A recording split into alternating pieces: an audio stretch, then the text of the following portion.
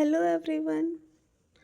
आज हम ताम्रपाषाण काल पढ़ेंगे और आप विश्वास कीजिएगा कि इस वीडियो को पढ़कर आपको ताम्रपाषाण काल के बारे में बहुत अच्छी समझ हो जाएगी। तो चलिए हम अपने वीडियो को स्टार्ट करेंगे, लेकिन हाँ, इस वीडियो को देखने से पहले आपको इसके पिछले वीडियो को देखना ज़रूर है, तभी जाकर आप ये चीज़ को समझ पाएंगे, क्योंकि ये एक क्रम के हिसाब से चल रहा है। तो पिछले वीडियो में हमने पाषाण युग को पढ़ा और इस वीडियो में हम ताम्रपाषाण युग को पढ़ेंगे। तो चलिए स्टार्ट करते हैं। जैसा कि नाम से पता चल रहा है, ताम्रपाषाण मतलब कि ताम्र मतलब तांबा और पाषाण मतलब पत्थर, यानी कि तांबे और पत्थर के उपकरण का काल है ये। इस काल में मनुष्य जो है वो तांबे और पत्थर के उपकरण का उपयोग करते थे, और ये जो है एक संक्रमणकालीन युग है जो नवपाषाण काल के बाद का फेज़ है, और कांस्य युग जिसे हम हड़प्पा सभ्यता कहते हैं उसके पहले के समय का है। इसमें स्थायी ग्राम जीवन का विकास हुआ, कृषि और प्रारंभिक शिल्प के विकास भी इसमें हुआ है। अगर हम इसकी प्रमुख विशेषता की बात करें तो ये पत्थर और तांबे के उपकरणों का उपयोग था, स्थायी समुदाय यहाँ पर था, और मालवा और जोरवे जो संस्कृति थी, जो कि एक क्षेत्रीय संस्कृति थी, वो भी इस ताम्रपाषाण काल में शामिल थी। इसके पहले हमने आपको पढ़ाया था कि नवपाषाण काल से ही जो स्थायी जीवन है वो शुरुआत हुआ था, क्योंकि कृषि का आविष्कार हो गया था। तो कृषि जब प्रचलन में आई तो लोग स्थायी जीवन जीने लगे थे। तो जो ताम्रपाषाण काल है वो इसी का आगे का फेज़ है, ठीक है। और इसमें आपको याद रखना होगा संस्कृति। इसकी कुछ क्षेत्रीय संस्कृतियां हैं, जैसे मालवा संस्कृति, जोरवे संस्कृति, कायथा संस्कृति, आहार संस्कृति, एरन संस्कृति। तो आपको ये सब संस्कृति को भी ध्यान में रखना है। हम इसी वीडियो में आगे इस संस्कृति के बारे में भी पढ़ेंगे, क्योंकि एग्ज़ाम में क्वेश्चन बनते हैं। तो अब हम लोग थोड़ा विशेषता को लेकर पढ़ लेते हैं कि इसमें जो है वो पॉलिश किए गए पत्थर और तांबे के औजारों का एक साथ उपयोग होता था।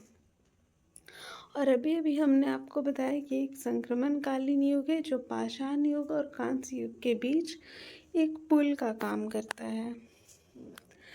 ग्रामीण जीवन की बात करें तो स्थायी गांव यहाँ पे बसने लगे थे, कृषि और पशुपालन का उदय हो गया था। इनाम गांव, आप लोगों ने पढ़ा होगा कि इनाम गांव एक ताम्रपाषाण कालीन संस्कृति थी, जो कि एक ग्रामीण संस्कृति थी, महाराष्ट्र में पाया गया था ये संस्कृति। और अभी हमने कुछ संस्कृतियाँ आपको पढ़ाया था। तो आहार संस्कृति बेसिकली राजस्थान से बिलोंग करती है, कायथा संस्कृति मध्य भारत, मालवा संस्कृति मालवा और महाराष्ट्र के कुछ भाग में है, और जोरवे संस्कृति महाराष्ट्र में है। इस काल के बारे में जो जानकारी है वो पुरातात्विक स्रोत से प्राप्त होती है। यहाँ हमें साहित्यिक स्रोत नहीं मिले हैं। जैसा कि हमने आपको बताया था कि जहाँ पे साहित्यिक स्रोत हमें नहीं मिले हैं उस काल को हम प्रागैतिहासिक काल कहते हैं। ये हमने आपको पिछले वीडियो में पढ़ाया था। तो हम जो ताम्रपाषाण काल है वो भी प्रागैतिहासिक काल में ही आता है। हम लोग कुछ फैक्ट इसके बारे में जान लेते हैं कि ये कब से कब तक था। तो ये 2000 ईसा पूर्व से लेकर 700 ईसा पूर्व तक चला था भारत में। आर्थिक जीवन के बारे में अभी हमने बताया कि कृषि था, पशुपालन, शिकार, मछली पकड़ना, ये सब पर वहाँ का जीवन निर्भर था।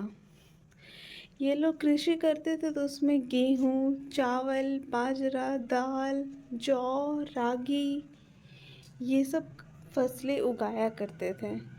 ये एक ग्रामीण संस्कृति थी जो पहाड़ियों और नदियों के पास रहती थी। ये लोग कांच के बजाय तांबे का उपयोग करते थे। आपने ये तो आप लोग को पता होगा कि जो हड़प्पा सभ्यता है वो कांस्य युगीन सभ्यता है। ये लोग लेखन से परिचित नहीं थे, इसलिए इसे प्रागैतिहासिक काल में रखा गया है। शहरी हड़प्पा सभ्यता तो शहरी थी, लेकिन उसके विपरीत जो ताम्रपाषाण काल है वो एक ग्रामीण संस्कृति थी। महाराष्ट्र में बच्चों को दफनाने का साक्ष्य भी हमें प्राप्त हुआ है, जिससे पता चलता है कि जो शिशु मृत्यु दर थी वो उच्च थी। यहाँ पे हमें असमानता भी दिखाई देती है। ठीक है, पहले क्या था कि समानता थी, लेकिन अब असमानता धीरे धीरे शुरू हो गई थी। यहाँ पर मकान की बात करें, मतलब घर की अगर बात करें, तो लोग जो थे वो पत्थर और कच्ची ईंटों से घर बनाते थे। घर का निर्माण अक्सर एक पंक्ति में हुआ करता था। पशुपालन में ये लोग पशुपालन तो करते ही थे कृषि के साथ साथ, लेकिन एक चीज़ आपको ध्यान रखना है कि घोड़ा जो है उससे उनका कोई परिचय अभी तक से स्पष्ट नहीं हुआ है। पूर्वी भारत में जो बिहार और पश्चिम बंगाल का एरिया है, वहाँ पर मछली के कांटे पाए गए हैं, जिससे पता चलता है कि ये लोग मछली पर भी निर्भर थे। आहार में हमने बताया है कि गेहूँ, चावल, बाजरा, दालें ये सब की खेती की जाती थी। दालें में भी मसूर का दाल, काला चना, हरा चना, छोटी मटर की खेती ये सब की जाती थी। अब हम कुछ क्षेत्र के बारे में पढ़ेंगे और वहाँ पे प्रमुख उत्पादन क्या होता था। जैसे कि पूर्वी भारत में आज भी चावल ज़्यादा होता है। ऐसा नहीं है, मतलब यूपी में भी होता है, पर पश्चिम बंगाल का एरिया जो हो गया, बिहार का एरिया, वहाँ पर चावल प्रमुख उत्पादन है। पश्चिम भारत की बात करें तो जौ और गेहूँ। दक्कन भारत की बात करें तो काली मृदा के होने की वजह से वहाँ पे कपास प्रमुख उत्पादन है। निम्न दक्कन की बात करें तो वहाँ पे रागी, बाजरा और अन्य कोई मोटे अनाज का उत्पादन किया जाता था। उनकी जो बस्तियाँ होती थी वो गतिहीन या अर्ध गतिहीन थी, जिसका निर्माण मिट्टी की ईंटें, बेत का बाड़ा, पुताई किए हुए घर तथा फूस के घर शामिल थे, जिसका निर्माण पत्थर की नींव पर किया जाता था। शायद ही कभी पक्की हुई ईंटों का इसमें प्रयोग हुआ होगा।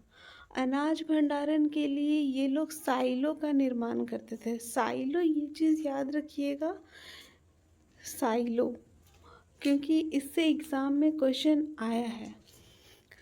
साइलो जो है वो अच्छी तरह से तैयार किया हुआ गड्ढा होता था और इस गड्ढे में वे लोग अनाज का भंडार करते थे, इसलिए इसे साइलो कहते हैं। इनाम गांव में प्रारंभिक ताम्रपाषाण चरण में बड़े मिट्टी के घर और गोलाकार गड्ढे वाले घर खोजे गए थे। इनाम गांव जो कि महाराष्ट्र में है और ये एक ग्रामीण सभ्यता है। जोरवे संस्कृति की बात करें तो प्रवरा नदी के पास महाराष्ट्र में ये संस्कृति हमें मिली है, जहाँ पे अलग अलग आकार के घर का समूह है, जो कि एक तरह से गांव की बस्ती को दर्शाता है। इनाम गांव, एरन और कायथा जैसी जो बस्तियां थी उसमें किलेबंदी तो थी, लेकिन फिर भी शहरी सभ्यता का अभाव था। यहाँ पर ग्रामीण सभ्यता ही थी, भले ही किलेबंदी थी लेकिन ग्रामीण सभ्यता थी। सामाजिक विशेषताएं, अभी अभी हमने आपको बताया कि यहाँ पर सामाजिक असमानता का उदय हो गया था और इसका हमें साक्ष्य भी मिला है। जो पश्चिमी महाराष्ट्र का जो चंदौली और नेवासा जो जगह है, वहाँ के कब्र में बच्चों को दफनाने का साक्ष्य मिला है, जिससे पता चलता है कि यहाँ पर असमानताएं का उदय हो रहा था। कला और शिल्प की बात करें तो लोग पत्थर के काम में निपुण के साथ साथ एक कुशल ताम्रकार भी थे और कई माइक्रोलिथ का उत्पादन करते थे, जैसे कताई करना, बुनाई करना। उन्हें वस्त्र निर्माण का भी ज्ञान था। अगर शवाधान की प्रथाएं की बात करें तो क्षेत्रीय आधार पर थोड़ी भिन्नताएं थी। महाराष्ट्र में जो समाधान होता था वो भूमि के नीचे होता था और उत्तर से दक्षिण की ओर किया जाता था, और सेम यही चीज़ दक्षिण भारत में पूर्व से पश्चिम की ओर था। महाराष्ट्र में लगभग पूर्ण या विस्तारित समाधान था, जिसमें हाथ और पैर सीधे करके या बाहों को छाती तक मोड़कर का साक्ष्य प्राप्त होता है। लेकिन पश्चिम बंगाल की बात करें तो वहाँ पे आंशिक रूप से दफनाने का चलन था। धार्मिक विशेषता की बात करें तो टेराकोटा की मूर्तियाँ, जिसमें स्त्री लघु मूर्तियाँ जो है, जो कि देवी माँ के प्रति श्रद्धा का संकेत है। मालवा और राजस्थान में शैलीबद्ध जो टेराकोटा के बैल है, वो एक धार्मिक पंथ का प्रतीक है। टेराकोटा एक मूर्ति बनाने की विधि है, ठीक है। कृषि की बात करें तो अभी अभी हमने इस बारे में पढ़ा ही है, लेकिन फिर भी मैं आपको फिर से बता देती हूँ कि यहाँ पे प्रमुख फसलें थी जौ, गेहूँ, मसूर, बाजरा, ज्वार, रागी, हरी मटर, हरा और काला चना, बहुत सारी दालें, ये सब यहाँ पर उगाई जाने वाली फसल थी। चावल की खेती के भी हम लोग को साक्ष्य मिले हैं। भोजन में मछली और चावल शामिल था। पूर्वी भारत में चावल और पश्चिमी भारत में जौ का उत्पादन होता था। कला और शिल्प की बात करें तो ये लोग कुशल ताम्रकार थे। हाथी दांत के नक्काशीकार वहाँ पे रहते थे, चूना बनाने वाले रहते थे, टेराकोटा कारीगर भी वहाँ पे शामिल थे। आभूषण जो होते थे वो अर्ध कीमती पत्थरों से बनाए जाते थे। एगेट, जैस्पर, चालसेडनी, कार्नेलियन जैसे मोतियों का प्रयोग करके आभूषण निर्माण किया जाता था। लोगों को कताई बुनाई का ज्ञान था। महाराष्ट्र के स्थलों से जो सन, कपास और रेशमी धागे भी मिले हैं, जिससे पता चलता है कि उन्हें कताई और बुनाई का ज्ञान था। अब हम संस्कृति पढ़ते हैं। ताम्रपाषाण संस्कृति भौगोलिक स्थिति के आधार पर। आहार संस्कृति, जिसे बनास संस्कृति भी कहा जाता है, ये प्रारंभिक ताम्रपाषाण संस्कृतियों में से एक है। ये बेसिकली राजस्थान में पाया जाता है। राजस्थान के भी उदयपुर जिले में आहर और बालाथल, रामसमंद जिले में गिलुन और भीलवाड़ जिले में आजीवना है। आहार संस्कृति में समृद्ध चीनी मिट्टी की परंपरा थी, जिसमें भूरे रंग के बर्तन, पतले लाल बर्तन, काले और लाल बर्तन और भूरे रंग के बर्तन शामिल थे। आकृतियों की बात करें तो बर्तन, स्टैंड पर रखे बर्तन और गोलाकार बर्तन शामिल हैं। अब हम कायथा संस्कृति की बात करें तो ये बेसिकली मध्य प्रदेश एरिया में है। उज्जैन जिले में स्थित कायथा नामक जो स्थल है, उसी के नाम पर इसका नाम कायथा संस्कृति पड़ा है। इसमें भी चीनी मिट्टी के बर्तनों के विशिष्ट रूप वो शामिल हैं। चॉकलेट स्लिप्ड वेयर, जिसे कायथा वेयर के नाम से भी जाना जाता है। इसके प्रकार है कटोरे, गोलाकार आकार वाले ऊंचे और छोटे गर्दन वाले भंडारण जार और बेसिन। ये सब कायथा वेयर के प्रकार हैं। कुछ पूर्व हड़प्पा स्थलों पर पाए गए मजबूत चित्रित मिट्टी के बर्तनों से समानताएं इसमें स्पष्ट होती है।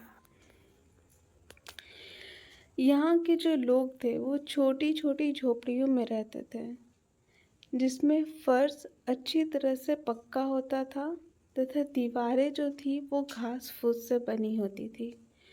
निर्वाह खेती, पशुपालन, शिकार, मछली पकड़ने के साक्ष्य से पता चलता है कि यहाँ पे मिश्रित अर्थव्यवस्था प्रचलित थी। जौ और गेहूँ उगाए जाते थे। पालतू पशुओं में मवेशी, भेड़, बकरी ये सब शामिल थे। दिलचस्प बात यह है कि कायथा में ताम्रपाषाण स्तर से घोड़े के अवशेष पाए गए हैं। इस संस्कृति के अचानक अंत का कारण भूकंप को माना जाता है। अब हम मालवा संस्कृति की पढ़ते हैं। ये भी ताम्रपाषाण संस्कृति का ही है। ये लगभग पूरे मालवा क्षेत्र में फैला हुआ था। इसकी पहचान सबसे पहले नर्मदा नदी पर महेश्वर में हुई खुदाई में पता चला था। इस संस्कृति का और भी उत्खनन स्थल है, जैसे कि नागदा, कायथा, एरन आदि। जोरवे संस्कृति, जो कि महाराष्ट्र की सबसे महत्वपूर्ण संस्कृति है। इसमें पश्चिम में जो तटीय पट्टी है और उत्तर पूर्व में जो विदर्भ, उसको छोड़कर जो वर्तमान का महाराष्ट्र राज्य है उसके लगभग पूरे क्षेत्र में फैला हुआ है। और इस संस्कृति का नाम जो गुजरात का अहमदनगर जिला है उसमें जोरवे नामक स्थान पर इस संस्कृति का नाम जोरवे संस्कृति रखा गया है।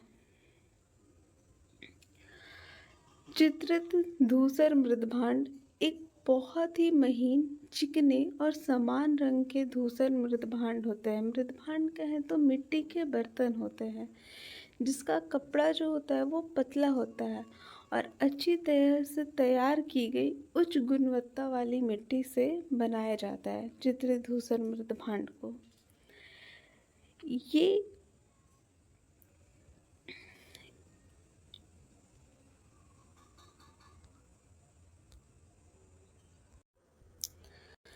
अब हम कुछ ताम्रपाषाण स्थल के बारे में पढ़ते हैं। हल्लूर जो कि कर्नाटक में है, पोरकलम जो कि केरल में है, अमृतमंगलम तमिलनाडु में, जोरवे महाराष्ट्र, चंद्रवल्ली कर्नाटक, जूनापानी महाराष्ट्र। आप लोग जूनापानी को ध्यान में रखेंगे। गुफकराल कश्मीर, राजनकोलूर कर्नाटक, नागार्जुनकोंडा आंध्र प्रदेश। तो ये कुछ महत्वपूर्ण स्थल है ताम्रपाषाण युग के। आप इसका स्क्रीनशॉट ले लें, आप इसे अच्छे से याद कर लें और कम से कम इस वीडियो को 2 से 3 बार और देख लें, जिससे आपको बहुत अच्छे से ये वीडियो समझ में आ जाएगा। और जो हमारा नेक्स्ट वीडियो होगा वो हम हड़प्पा सभ्यता पर लेकर आएंगे। उम्मीद करते हैं आपको ये वीडियो पसंद आएगा। हमारे चैनल को सब्सक्राइब करें, लाइक करें और ज़्यादा से ज़्यादा शेयर करें। Thank you for watching.